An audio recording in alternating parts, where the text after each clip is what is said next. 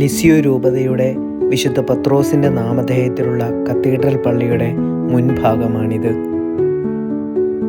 11-ാം നൂറ്റാണ്ടിൽ പണി കഴിപ്പിച്ച മനോഹരമായ ഒരു നിർമ്മിതിയാണ് ഈ കത്തീഡ്രൽ ദേവാലയം. 15-ാം വയസ്സിൽ കർമ്മലമഠത്തിൽ പ്രവേശിക്കുന്നതുവരെ വിശുദ്ധ കൊച്ചുത്രേസ്യ കുർബാനയിൽ പങ്കെടുത്തതും കുമ്പസാരിച്ചതും ഈ ദേവാലയത്തിലാണ്.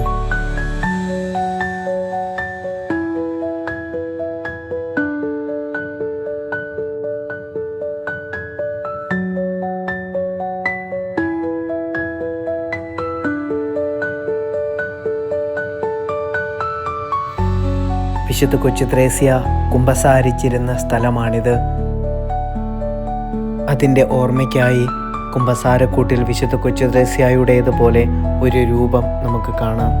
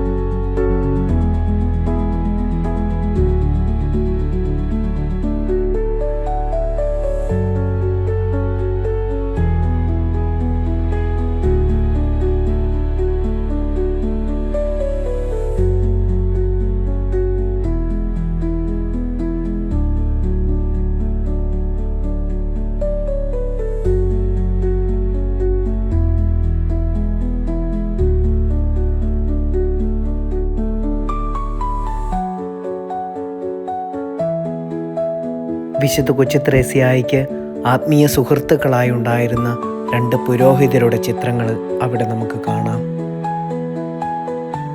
കത്തീഡ്രൽ ദേവാലയത്തിൻ്റെ ഇരുവശങ്ങളിലും ചെറിയ അൾത്താരകളുള്ള ചെറിയ കപ്പേളകളുണ്ട്.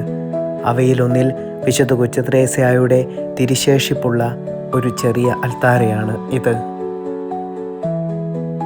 അവിടെ കൊച്ചുത്രേസ്യായുടെ കുടുംബാംഗങ്ങളുടെ എല്ലാം ചിത്രങ്ങൾ നമുക്ക് കാണാം.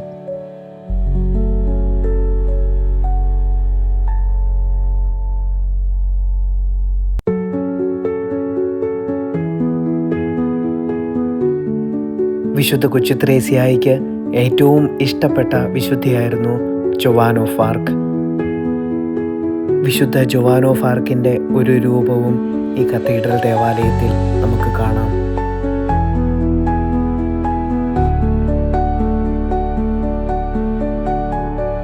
കത്തീഡ്രൽ ദേവാലയത്തിൽ അപ്പച്ചനും ഒന്നിച്ചു വരുമ്പോഴെല്ലാം പരിശുദ്ധ അമ്മയുടെ ഈ തിരുരൂപത്തിനു മുൻപിൽ പ്രാർത്ഥിച്ചിരുന്നതായി കൊച്ചുത്രേസ്യ ഓർമ്മിക്കുന്നുണ്ട്. കത്തീഡ്രൽ ദേവാലയത്തിലെ ഈശോയുടെ തിരുമുഖത്തിൻ്റെ ചിത്രമുള്ള ചെറിയ ഒരു അൾത്താരയാണ് ഇത്. കൊച്ചുത്രേസ്യായുടെ അമ്മാവനായ ഇസിദോർ ഗ്വെരിനാണ് ഈ ചിത്രം അവിടെ സ്ഥാപിച്ചിട്ടുള്ളത്.